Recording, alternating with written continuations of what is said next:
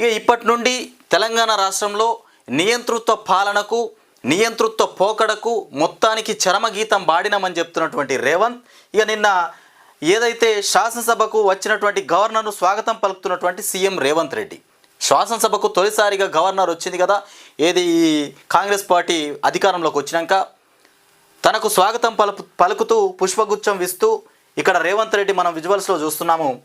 ఇక ఇనుప కంచెలు తొలగించి ప్రజాపాలన ప్రారంభం చేసినామని చెప్తుండు. 100 రోజుల్లో 6 గ్యారంటీల అమలు కూడా చేస్తామని చెప్తుండ్రు. ప్రగతి భవన్ దగ్గర ఉన్నటువంటి ఇనుప కంచెలు తొలగించి ప్రజాపాలన చేస్తాం, 100 రోజులలో 6 గ్యారంటీలు అమలు చేస్తామని చెప్తుర్రు. ఇక 100 రోజులలో 6 గ్యారంటీలు అమలు చేస్తారా చెయ్యరా అనేది అయితే చూడాలి. ఎందుకంటే అధికారంలోకి రాగానే 9వ తారీఖున రైతులకు రైతు భరోసా వేస్తామని చెప్పిండ్రు. కానీ ఇంకా రైతు భరోసా కాలే. 2 లక్షల రుణమాఫీ అది కూడా ఆగిపోయింది. ఇప్పుడు ఈ 100 రోజులలో 6 గ్యారెంటీలు తప్పకుండా నెరవేరుస్తామంటారు. చూద్దాం ఏ రకంగా జరుగుతుంది పరిపాలన. ఇక 6 నెలల్లో ప్రజలైతే నమ్మి కాంగ్రెస్ పార్టీ పైన రేవంత్ పైన ఆశలు పెట్టుకొని ఓట్లేసి అధికారంలోకి తీసుకొచ్చారు. ఇక 6 నెలల్లో డిఎస్సి ఏడాదిలో 2 లక్షల ఉద్యోగాలు, 6 నెలలలో డిఎస్ వేసి ఏడాదిలో 2 లక్షల ఉద్యోగాలు ప్రకటిస్తామని చెప్తుండ్రు. ఇక మారక ద్రవ్యాలను నిర్మూలిస్తాం, మేడిగడ్డ అన్నారం పైన విచారణ, అప్పులతో ఆర్థిక వ్యవస్థ చిన్న భిన్నమైపోయింది. రాష్ట్ర ఉభయ సభలను ఉద్దేశించి చేసినటువంటి ప్రసంగంలో గవర్నర్ మాట్లాడినటువంటి మాటలేమి. ఇక మారక ద్రవ్యాలను మొత్తానికి నిర్మూలిస్తామని చెప్తుండ్రు. మేడిగడ్డ అన్నారం పైన విచారణ చేపడతామని కూడా మాట్లాడుతున్నటువంటి మాటలు. ఇక మేడిగడ్డ మా బాధ్యత కాదు, మేడిగడ్డ యొక్క పునరుద్ధరణ మా బాధ్యత కాదు అంటూ ఇక అనుబంధ ఒప్పందం చేసుకుంటేనే ముందుకెళ్తాం. ఇక కాళేశ్వరం ఈఎన్సీకి ఎలాంటి లేఖ రాసినటువంటి విషయం ఇది. ఇక కుంగినప్పుడు నిర్మాణ సంస్థ నిర్వహణలోనే బ్యారేజీ ఉందని వెల్లడించిన ఇంజనీర్లు. ఈ బ్యారేజీ ఈ మేడిగడ్డ ఎప్పుడైతే కుంగిపోయిందో కుంగిన సమయంలో ఈ నిర్మాణ సంస్థ దగ్గరనే ఉందట ఈ బ్యారేజీ.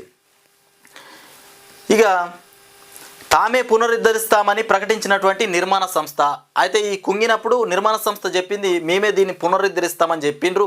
కానీ ఇప్పుడు ఏం చెప్తుండ్రో మళ్ళీ. ఇక మేడిగడ్డ బ్యారేజీలో కుంగినటువంటి ప్రాంతాన్ని దెబ్బతిన్నటువంటి పియర్స్ను పునరుద్ధరించే పని తమది కాదని నిర్మాణ సంస్థ ఎలాంటి స్పష్టం చేసింది. ఇక్కడ ఎలాంటి స్పష్టం చేసింది, పియర్స్ను పునరుద్ధరించే పని తమది కాదని నిర్మాణ సంస్థ. అప్పుడేమో నిర్మాణ సంస్థ మేమే పునరుద్ధరిస్తామని చెప్పింది, ఇప్పుడేమో అది బాధ్యత మాది కాదు, మేము నిర్మించలేము, నిర్మాణం చేయలేమని చెప్తుంది. ఇక చెల్లించాల్సి ఉంది, దానికి అయ్యే మొత్తాన్ని చెల్లించాల్సి ఉంటుందని, అందుకోసం అనుబంధ ఒప్పందం చేసుకుంటేనే ముందుకెళ్తామని పేర్కొంది. ఇక దీన్ని మళ్ళా పునరుద్ధరించడానికి మళ్ళా ఒప్పందం కుదుర్చుకుంటే మేము దాన్ని పునరుద్ధరిస్తాం, లేదంటే మాత్రం మాతో కాదని చెప్తున్నటువంటి నిర్మాణ సంస్థ. ఇక ఆసుపత్రి నుంచి కేసీఆర్ డిశ్చార్జ్. ఈ ఆసుపత్రి నుంచి కేసీఆర్ డిశ్చార్జ్ అయ్యండి నిన్న నందినగర్లోని నివాసానికి బారాస అధినేత. ఇక కేసీఆర్ను ఆసుపత్రి నుంచి బయటకు తీసుకెళ్తున్న ఎంపీ సంతోష్ కుమార్, ఇక వెంట యశోద ఆసుపత్రి వైద్యుడు డాక్టర్ ఎంవి రావు కూడా ఉన్నారు. ఎంవి రావు కూడా ఇక్కడ కేసీఆర్తో బయటకు వస్తున్నటువంటి విజువల్స్ చూస్తున్నాం. ఇక ఆయువు తీసినటువంటి ఆన్లైన్ గేమ్లు, ఇది మహా దారుణం. ఇది వచ్చేసి చిన్నకోడూరు మండలం రామునిపట్ల గ్రామంలో జరిగినటువంటి ఘటన. ఇక చూస్తున్నాం ఇక్కడ భార్య 2 పిల్లలను తుపాకీతో కాల్చి చంపినటువంటి కానిస్టేబుల్ ఇక చివరకు తాను బలవన్మరణం, ఆర్థిక ఇబ్బందులతో ఘాతుకం జరిగింది. తను చనిపోయాడు, తన పిల్లల్ని తన భార్యను మొత్తం మీద 4 అయితే ఆ గన్తో కాల్చుకొని చనిపోయినటువంటి సంఘటన. ఇక ఆన్లైన్ గేములు ఓ కుటుంబాన్ని మింగేశాయి. వాటిలో లక్షలు పోగొట్టుకొని చేసినటువంటి అప్పులు తిరిగి చెల్లించే మార్గం లేక కలెక్టర్ గన్మెన్గా పనిచేస్తున్నటువంటి ఓఆర్ కానిస్టేబుల్ ఇక భార్య 2 చిన్నారులు ప్రాణాలు తీసి తాను ఆత్మహత్యకు పాల్పడ్డాడు. తలకు పిస్తోల్ గురిపెట్టి ఒకరి తర్వాత ఒకరి ప్రాణాలు తీసి చివరకు తనను తాను కాల్చుకొని మృతి చెందాడు. పిస్తోల్తోని కుటుంబ సభ్యుల్లో 3 పైన కాల్చి తలకు గురిపెట్టి 3 కాల్చిన తర్వాత తనను కాల్చుకొని చనిపోయినట్ట. ఎంత ధైర్యం చేసిండు చూసినావా అప్పుల బాధ కోసం. ఇక 70 కోట్ల విలువైనటువంటి సిఎంఆర్ ధాన్యం పక్కదారి పట్టిందని చెప్తుండ్రు. ఇది వచ్చేసి 33,328 టన్నుల ఎగవేత. ఇక బోధన్ మాజీ ఎమ్మెల్యే షకీల్ కుటుంబీకులకు చెందినటువంటి మిల్లుల్లో సరఫరాల శాఖ అధికారుల తనిఖీలు, ఇది బయటపడ్డది. ఇక మళ్ళీ తెరపైకి పుర అవిశ్వాసాలు.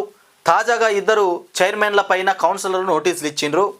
ఇక ఇప్పటి వరకు 34 పురపాలికల్లో అవిశ్వాస తీర్మానాలు వెలువడ్డాయి. ఇక్కడ చూస్తున్నాం మనము మంచిర్యాల మున్సిపల్ చైర్మన్ పెంట రాజయ్యపై అవిశ్వాస తీర్మానం ప్రవేశపెట్టాలని మంచిర్యాల కలెక్టర్ బదవత్ సంతోష్కు వినతి పత్రం ఇస్తున్నటువంటి కాంగ్రెస్ కౌన్సిలర్లు అవిశ్వాస తీర్మానం చైర్మన్ల పైన, తాజాగా 2 చైర్మన్ల పైన కౌన్సిలర్ నోటీసులు జారీ చేశారు. ఇక ప్రభుత్వం పోగానే ఇవి మొదలైపోయినాయి. ఇది వచ్చేసి ఈనాడులో వార్త. ఇక మనం సాక్షిలో వచ్చినటువంటి వార్తలు చూద్దాం. సాక్షిలో కూడా ఇక్కడ ప్రజలు కోరుకున్న విధంగా పాలన సాగుతుందని చెప్తుండు. ఇక మాజీ ఎంపీ మల్లు రవి చెప్తుండు ప్రజలు కోరుకున్న విధంగానే పరిపాలన సాగుతుందట. ఇక ఆసుపత్రి నుండి కేసీఆర్ డిశ్చార్జ్. ఇక రెండు గదులు కేటాయించండి 2 గదులు కేటాయించండి అంటూ స్పీకర్కు బీజేపీ ఎమ్మెల్యే వినతి ఇస్తుండు. ఇక్కడ స్పీకర్ ప్రసాద్కు వినతి పత్రం సమర్పిస్తున్నటువంటి బీజేపీ ఎమ్మెల్యే. ఇక కుక్కలు కూడా వారి వెంట పడవు. మా పార్టీ మాజీ ఎమ్మెల్యేలకు సెక్యూరిటీ అవసరం లేదు, బీఆర్ఎస్ ఎమ్మెల్సీ తక్కెళ్లపల్లి రవీందర్ రావు చెప్తుండు. మా పార్టీ మాజీ ఎమ్మెల్యేలకు అసలు సెక్యూరిటీ అవసరం లేదు, వాళ్ళ మీద అసలు కుక్కలు కూడా దాడి అయ్యి అట్లాంటి వాళ్ళకు సెక్యూరిటీ ఎందుకు అని బీఆర్ఎస్ ఎమ్మెల్సీ తక్కలపల్లి రవి చెప్తుండు. ఎందుకంటే ఆయనకు బాగా కోపం ఉంది. వాళ్ళు బీఆర్ఎస్లో ఉన్నటువంటి వాళ్ళే బీఆర్ఎస్ ఓడిపోవడానికి కారణమని చెప్తుండు. ఇక ప్రభుత్వ ఆధ్వర్యంలో 5 ఫామ్ ఆయిల్ పరిశ్రమలను నిర్మాణం చేస్తామంటూ ఇక్కడ ఫైల్పై తొలి సంతకం చేస్తున్న మంత్రి తుమ్మల. ఇక ఫైల్పై మంత్రులు తుమ్మల తొలి సంతకం. సచివాలయంలో మంత్రులు బాధ్యతల స్వీకరణ.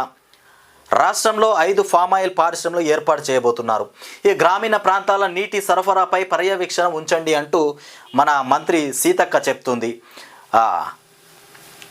అధికారులకు PRWS మంత్రి సీతక్క ఆదేశాలు జారీ చేశారు. ఇక ఎన్కౌంటర్లో మావోయిస్టు మృతి అంటూ వార్త చూస్తున్నాం మనం. ఇవి సాక్షిలో వచ్చినటువంటి వార్తలు. ఇక మెయిన్లో చూద్దాం. సాక్షిలో మెయిన్లో చూస్తే ఇక వీసా లేకున్నా కానీ ఇరాన్కు పోయేటువంటి సౌకర్యం కల్పించింది ఇరాన్. ఇక భారత్తో సహా 33 దేశాలకు ఇరాన్కు పోవడానికి వీసా అవసరం లేదట, వెళ్ళిపోవచ్చు. ఇక మెగా డిఎస్సి నేనా అంటూ గవర్నర్ ప్రసంగంతో ఉపాధ్యాయ పోస్టుల భర్తీ పైన ఆశలు వెల్లువెత్తాయి. ఇక రాష్ట్రంలో టెట్ అర్హత ఉన్నవారు 4 లక్షల మంది పైనే ఉన్నారట. ఇక ఉపాధ్యాయ ఖాళీలు 22,000 వరకు ఉన్నాయి, కానీ విద్యాశాఖ చూపెట్టింది మాత్రం 18,000 ఖాళీలు. ఇక హేతుబద్ధీకరణ చేపట్టే అవకాశం ఆగిపోయినటువంటి డిఎస్సి సంగతి ఏంటి? ఇక విద్యాశాఖలో పదోన్నతులు చేపడితేనే స్కూలు అసిస్టెంట్ ఖాళీలు కూడా తెలిసే అవకాశం ఉంటుంది. విద్యాశాఖలో ఉపాధ్యాయ పదోన్నతులు చేపడితేనే అసిస్టెంట్లు కూడా స్కూల్ అసిస్టెంట్లు ఖాళీలు కూడా వెలువడతాయని చెప్తుండ్రు.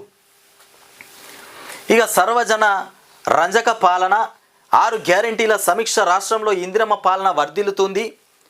ఈ అసెంబ్లీ ఉభయ సభలను ఉద్దేశిస్తూ ప్రసంగంలో గవర్నర్ తమిళసై మాట్లాడుతున్నారు. ఈ 6 గ్యారెంటీలతోనే తెలంగాణ రాష్ట్రం వర్ధిల్లుతుందని చెప్తుండ్రు. గత ప్రభుత్వ నిర్బంధ పాలనకు జనం స్వస్తి పలికారు. త్వరలోనే మెగా డిఎస్సి నిర్వహించి ఉపాధ్యాయ పోస్టులు భర్తీ చేస్తాం. హామీలన్నీ 100 రోజుల్లో అమలు చేసేలా కార్యాచరణ తీసుకుంటాం. ఈ కాళేశ్వరం అవినీతిని ఉపేక్షించి డ్రగ్స్ మాఫియాను వదిలిపెట్టబోం. అభివృద్ధి విషయంలో ప్రాంతాల మధ్య వివక్ష ఉండదని వెల్లడి చేసినటువంటి అంశం ఇది. ఇంకొక విషయం ఏంటంటే ఇక్కడ చూస్తున్న మనము వెంటనే పోలీసు ఉద్యోగాల భర్తీ నియామకాలకు చర్యలు చేపట్టాలని సీఎం ఆదేశాలు. పోలీసు ఉద్యోగాలకు కూడా భర్తీ చేపట్టాలంటూ సీఎం ఆదేశాలు జారీ చేశారు. పలు అంశాలపైన ఉన్నత అధికారులతో రేవంత్ రెడ్డి సమీక్ష. పోలీసు ఆర్టీసీ ఉద్యోగుల పిల్లలకు ప్రత్యేక స్కూళ్ళు, ఉద్యమ సమయంలో రాజీనామా చేసినటువంటి నళినికి ఉద్యోగం ఇవ్వండి అంటూ వార్త అయితే మనం చూసినాం. ఇవి ఇక్కడ చూస్తున్నామా, హెచ్ఎండిఏ జేసీగా అమ్రపాలి బాధ్యతలు స్వీకరించింది. బాధ్యతలు చేపట్టినటువంటి అమ్రపాలి ఇక Hyderabad Metropolitan Development Authority HMDA joint కమిషనర్గా అమ్రపాలి శుక్రవారం బాధ్యతలు చేపట్టారు. హెచ్ఎండిఏ ఉద్యోగుల సహకారంతో మరిన్ని కొత్త ప్రాజెక్టులు అభివృద్ధి కార్యక్రమాలు చేసే అవకాశం ప్రభుత్వం ఇక తనకు కల్పించిందని ఆమె అన్నారు. ఇక నా కాన్వాయ్ కోసం ట్రాఫిక్ ఆపొద్దు, సీఎం రేవంత్ రెడ్డి చెప్తుండు. తన కాన్వాయ్ కోసం ట్రాఫిక్ను అసలే ఆపొద్దు. సీఎం రేవంత్ రెడ్డికి అభినందనలు తెలుపుతున్నటువంటి ముస్లిం మత పెద్దలు. ఇక మేడారం జాతరకు 75 కోట్లు ప్రకటించిండ్రు కొత్త ప్రభుత్వం. మేడారం జాతరకు 75 కోట్లు ప్రకటించింది. ఇక టీఎస్పీఎస్సీ మెంబర్లు రిజైన్ చేసిండ్రు. టీఎస్పీఎస్సీ మెంబర్లు లింగారెడ్డి, కారం రవీందర్ రెడ్డి శుక్రవారం తమ పదవులకు రాజీనామా చేసిండ్రు. ఇక 1000 కోట్లతో నిర్మించారు, ప్రజలకు నీళ్లు తాగేలా చూడరా. సీతక్క చెప్తోంది, 1000 కోట్లు పెట్టి మిషన్ భగీరథ నిర్మాణం చేపట్టిరు కానీ ప్రజలు నీళ్లు తాగుతుర్రా తాగట్లేదా అని చూడరా, వాటిపైన సమీక్ష నిర్వహించండి, చర్యలు తీసుకోండి అంటూ మిషన్ భగీరథ సమీక్షపై స్కీమ్పై సమీక్షిస్తున్నటువంటి మంత్రి సీతక్క. ఇక 4 విప్పులుగా నియామకం. 4 విప్పులుగా నియమించారు. 1 ఆది శ్రీనివాస్ను, అడ్లూరి లక్ష్మణ్, బీర్ల ఐలయ్య, రామచంద్ర నాయక్ను వీళ్ళను విప్పులుగా నియమించిండ్రు. ఇది మనం చూసుకున్నటువంటి మార్నింగ్ న్యూస్. తెలంగాణకు సంబంధించి మార్నింగ్ న్యూస్ అయితే చూసుకున్నాము. ఇంకొకటి ఏంటంటే ఇక్కడ ఏమున్నది, ధర్నా చౌక్ ఎన్టీఆర్ స్టేడియం పరిసరాలను పరిశీలిస్తున్నటువంటి సిపి శ్రీనివాసరెడ్డి. ఇక ధర్నా చౌక్లో నిరసనలు చేయొచ్చు, ధర్నా చౌక్లో నిరసనలు చేయొచ్చు అంటూ ఇక్కడ సిపి శ్రీనివాసరెడ్డి తెలుపుతున్నారు.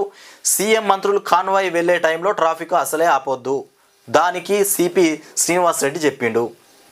ఇవి మనం తెలంగాణకు సంబంధించినటువంటి వార్తలు చూసుకున్నాం.